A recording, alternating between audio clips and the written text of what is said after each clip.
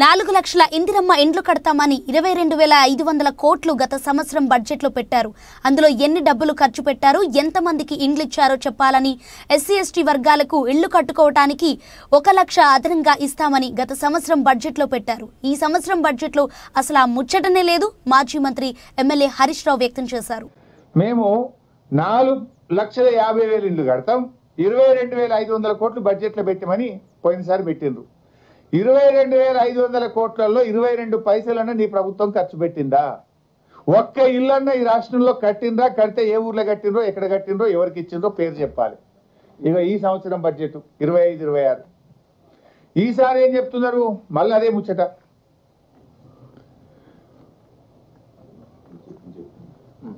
Same అదే, ప్రతి నియోజకవర్గానికి 3 అంటే సేమ్ చెప్పినా, అంటే పోయినసారి చెప్పిన అది మక్కి ఏం తెరవలేదు. 3,500 ఇండ్లు మళ్ళీ గదే 12,500 22,500 కోట్లు పెట్టినాం. ఆడ పెట్టిండ్రు అంటే మీరు ప్రజల్ని ఎట్లా మోసం చేస్తారు?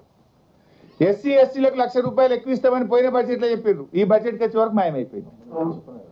పోయినసారి ఏమో వాళ్ళ కాంగ్రెస్ మేనిఫెస్టోలో ఉంది, ఎస్సీ ఎస్టీలకు ఇల్లు కట్టుకుంటే 1 లక్ష రూపాయలు ఎక్కువ ఇస్తామని. మొదటి బడ్జెట్లో చెప్పిండ్రు 1 లక్ష రూపాయలు ఎక్కువ ఇస్తామన్నారు. సరే, 1 లక్ష ఎక్కువ లేదు, తక్కువ లేదు, ఎవరికి ఇవ్వలేదు, రూపాయి ఇవ్వలే.